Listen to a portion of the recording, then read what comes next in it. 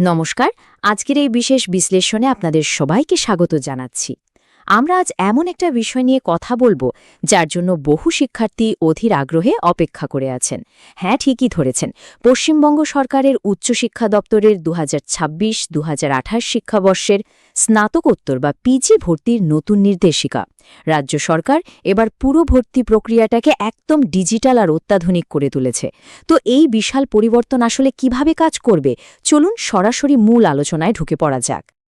আজকের এই আলোচনায় আমরা মূলত যে বিষয়গুলো কভার করব তা হল নতুন ডিজিটাল প্রক্রিয়া, কিছু গুরুত্বপূর্ণ তারিখ, অনলাইনে আবেদনের সঠিক নিয়ম, আসন সংরক্ষণের অনুপাত, এবিসি আইডি বা ক্রেডিট ম্যাপিংয়ের মতো বিষয় এবং সবশেষে কিছু বিশেষ নিয়ম ও ব্যতিক্রম।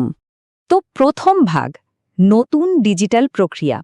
রাজ্য সরকারের এই উদ্যোগের একটাই মূল লক্ষ্য, আর সেটা হলো পুরো ভর্তি প্রক্রিয়ায় 100% স্বচ্ছতা আর মেধার সঠিক মূল্যায়ন নিশ্চিত করা। এই যে অফিসিয়াল নোটিফিকেশনটা দেখছেন, নম্বর 638 এডুকেশন ইউনিভার্সিটি, যেটা উচ্চশিক্ষা দপ্তর 18 মে 2026 তারিখে জারি করেছে। আমাদের আজকের পুরো আলোচনা কিন্তু একেবারে এই সরকারি নির্দেশিকার ওপর ভিত্তি করেই তৈরি, তাই তথ্যের সত্যতা নিয়ে নিশ্চিন্ত থাকতে পারেন। এবার দ্বিতীয় ভাগে আসি, গুরুত্বপূর্ণ সময়সূচি। যারা আবেদন করবেন তাদের জন্য এই ডেডলাইনগুলো মাথায় রাখা কিন্তু ভীষণ জরুরি। দেখুন, মে মাসের মাঝামাঝি সময়ে কিন্তু সরকারি বিজ্ঞপ্তি চলে এসেছে, আর সবথেকে গুরুত্বপূর্ণ বিষয়টা কি জানেন? আগামী আগস্ট মাসের আগেই যাবতীয় কাজ শেষ করতে হবে, অর্থাৎ জুলাই মাসের শেষ সপ্তাহের মধ্যেই সম্পূর্ণ ডিজিটাল ভর্তি প্রক্রিয়া একেবারে মিটিয়ে ফেলাটা বাধ্যতামূলক। কারণ 1 আগস্ট 2026 থেকে কিন্তু নতুন শিক্ষাবর্ষের ক্লাস শুরু হয়ে যাচ্ছে, হাতে কিন্তু খুব বেশি সময় নেই। আর হ্যাঁ, এই পুরো প্রক্রিয়ার সবচেয়ে বড় চমক বা সবচেয়ে কড়া নিয়মটা হলো নো ফিজিক্যাল প্রেজেন্স। মানে আবেদন বা ভর্তির কোনো পর্যায়ে শিক্ষার্থীদের সশরীরে কলেজ বা বিশ্ববিদ্যালয়ে যাওয়া একেবারে কঠোরভাবে নিষিদ্ধ।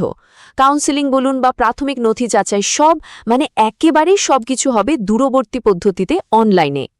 তৃতীয় ভাগ, অনলাইনে আবেদনের নিয়ম।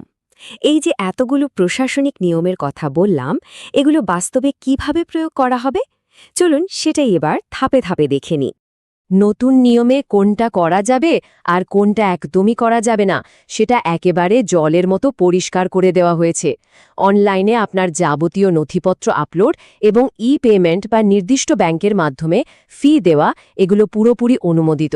কিন্তু সশরীরে কাউন্সেলিংয়ে যাওয়া, সরাসরি ক্যাশ টাকা জমা দেওয়া কিংবা ফর্ম বা প্রসপেক্টাস স্ক্যান করার জন্য কলেজকে কোনো ফি দেওয়া, এগুলো কিন্তু সম্পূর্ণ বেআইনি বা নিষিদ্ধ করা হয়েছে।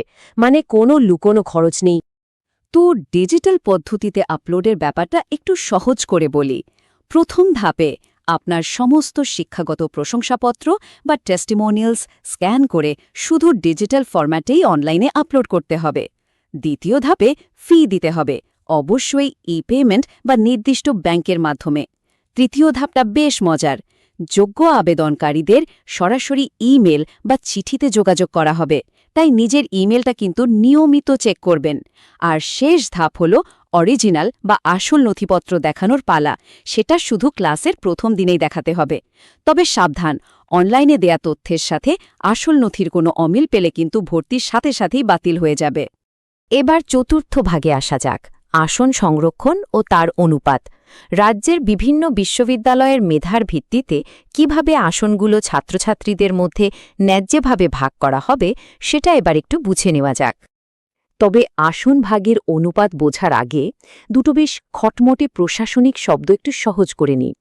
অ্যাফিলিয়েটেড বিশ্ববিদ্যালয় মানে হল যাদের অধীনে অনেকগুলো কলেজ থাকে, যেমন ধরুন কলকাতা, কল্যাণী বা বর্ধমান বিশ্ববিদ্যালয়। আর ইউনিটারি বিশ্ববিদ্যালয় হলো সেগুলো যাদের একটাই মাত্র ক্যাম্পাস, যেমন যাদবপুর বা প্রেসিডেন্সি বিশ্ববিদ্যালয়। ব্যাপারটা ক্লিয়ার তো?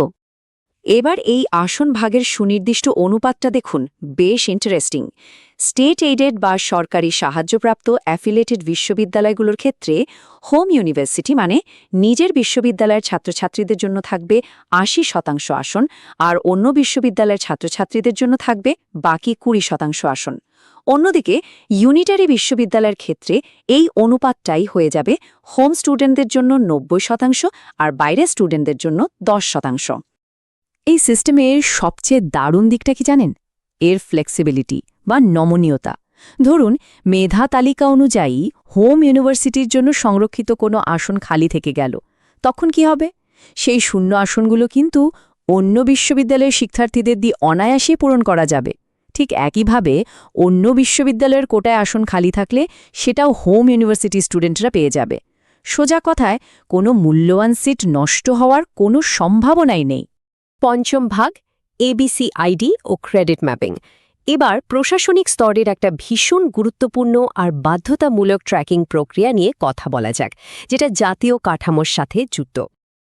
এই যে সরকারি নির্দেশিকার দ্বিতীয় পাতাটা দেখছেন, এখানে কিন্তু সমস্ত স্টেট এডেড বিশ্ববিদ্যালয়ের উপাচার্য আর রেজিস্ট্রারদের কড়া নির্দেশ দেয়া হয়েছে এই নতুন প্রশাসনিক নিয়মগুলো অক্ষরে অক্ষরে পালন করার জন্য। কারণ এটা সরাসরি স্টুডেন্টদের ভবিষ্যতের মূল্যায়নের সাথে জড়িয়ে আছে। তো বাধ্যতামূলক পদক্ষেপগুলো ঠিক কি কি? প্রথমত, সমস্ত স্নাতকোত্তর শিক্ষার্থীর জন্য একটা এবিসি আইডি মানে academic bank of credit ID তৈরি করা একেবারে মাস্ট। দ্বিতীয়ত, প্রত্যেকটা শিক্ষা প্রতিষ্ঠানকে তাদের ছাত্রছাত্রীদের একদম লেটেস্ট রেজাল্টের উপর ভিত্তি করে ক্রেডিট ম্যাপিং করতে হবে। এর ফলে সুবিধাটা কি হবে জানেন? স্টুডেন্টদের অর্জিত একাডেমিক ক্রেডিটগুলো একটা ডিজিটাল লকারে খুব সুরক্ষিত থাকবে, আর ভবিষ্যতে এক প্রতিষ্ঠান থেকে অন্য প্রতিষ্ঠানে সেগুলো ট্রান্সফার করাটা একদম জলভাত হয়ে যাবে। এবার আমাদের ষষ্ঠ এবং একেবারে শেষ বিভাগ, ব্যতিক্রম ও উপসংহার। এই নতুন নিয়ম সব জায়গায় খাটলেও কিছু বিশেষ কোর্সের ক্ষেত্রে কিন্তু ছাড় দেওয়া হয়েছে। এই ব্যতিক্রমগুলো একটু মন দিয়ে শুনবেন।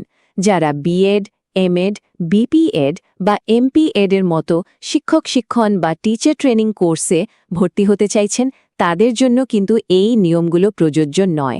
তাদের জন্য আলাদা নির্দেশিকা আছে।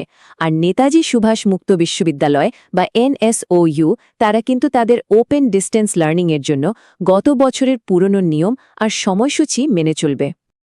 তো সব মিলিয়ে বলা যায়, রাজ্য সরকার উচ্চশিক্ষায় স্বচ্ছতা আর আধুনিক ডিজিটাল ব্যবস্থার দিকে একটা বিশাল বড় পদক্ষেপ নিয়ে ফেলেছে। ভর্তি প্রক্রিয়ায় হয়রানি কমানো আর মেধার সঠিক মূল্যায়নের এই উদ্যোগ সত্যি প্রশংসনীয়। কিন্তু শেষে একটা প্রশ্ন থেকেই যায়, প্রশাসনিক এই আধুনিকীকরণের সাথে তাল মেলাতে এবং পুরোপুরি ডিজিটাল একটা ভবিষ্যতের পথে পা বাড়াতে আমাদের ছাত্রছাত্রীরা কি সত্যি সম্পূর্ণ প্রস্তুত? এই ভাবনার জায়গাটা আপনাদের জন্যই ছেড়ে দিলাম। আজকের এই বিশ্লেষণে আমাদের সাথে থাকার জন্য অনেক অনেক ধন্যবাদ।